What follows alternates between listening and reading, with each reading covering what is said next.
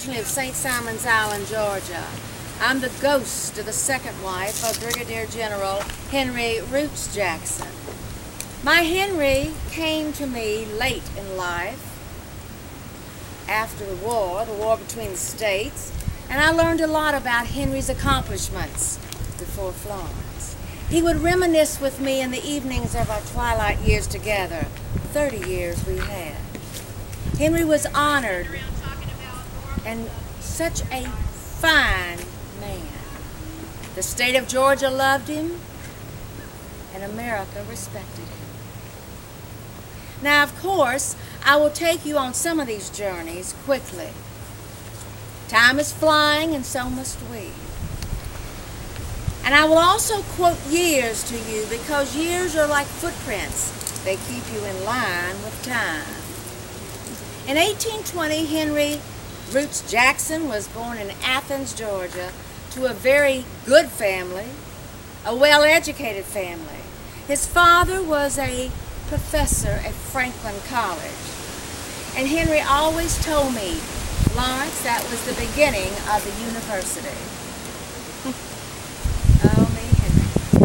At age 19, Henry Roots Jackson graduated from Yale University at the age of 19.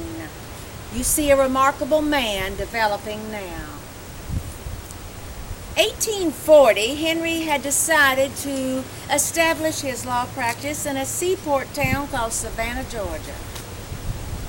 I didn't know they had any more seaports. I thought it was just St. Simon's.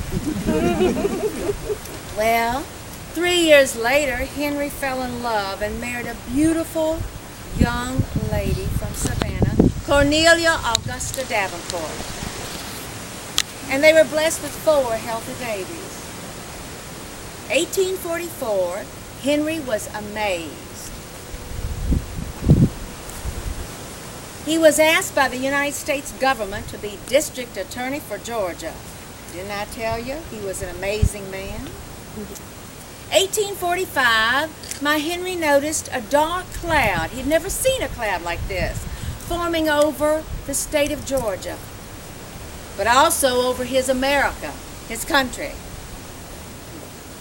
threatening its freedoms. Henry organized 100 strong Irish men, and they marched off in 1846 to the Mexican War to save America and its freedoms.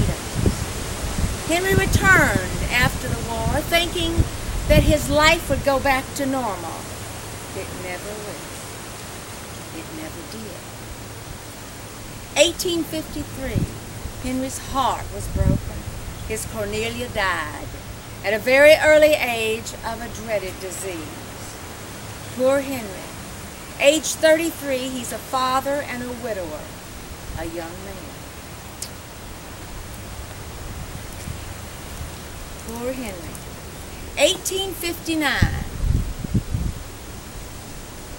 Henry saw something happening to America again, but this time threatening his state of Georgia.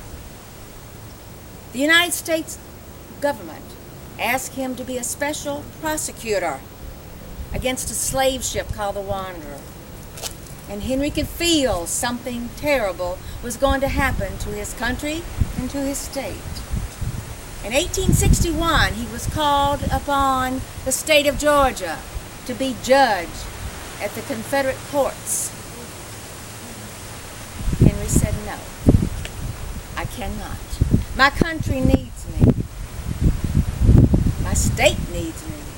And he stepped down from all of his political aspirations, and he walked to Virginia to fight alongside Robert E. Lee in the war between the states at Cheat Mountain.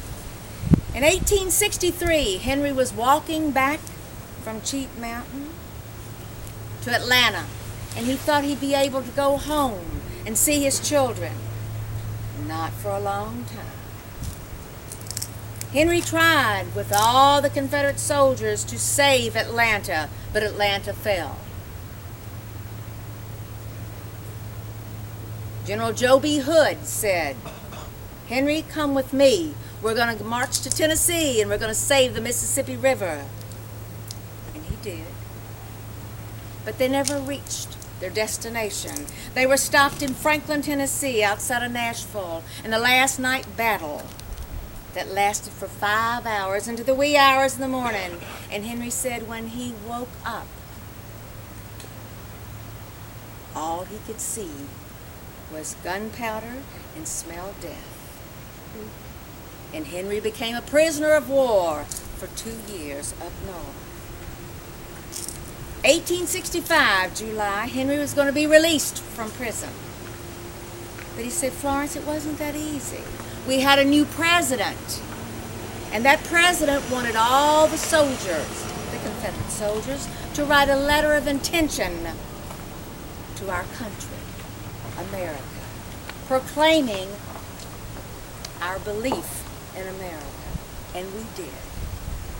And we became American citizens again. Henry returned to Savannah in 1866, and that's when he met me.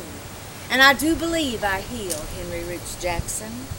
I taught him to laugh again, enjoy life with his children and his grandchildren. I saw Henry achieve a lot.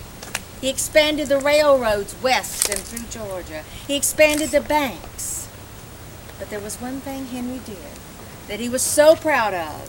He taught more people about Georgia because he became president of the Georgia Historical Society longer than anybody else.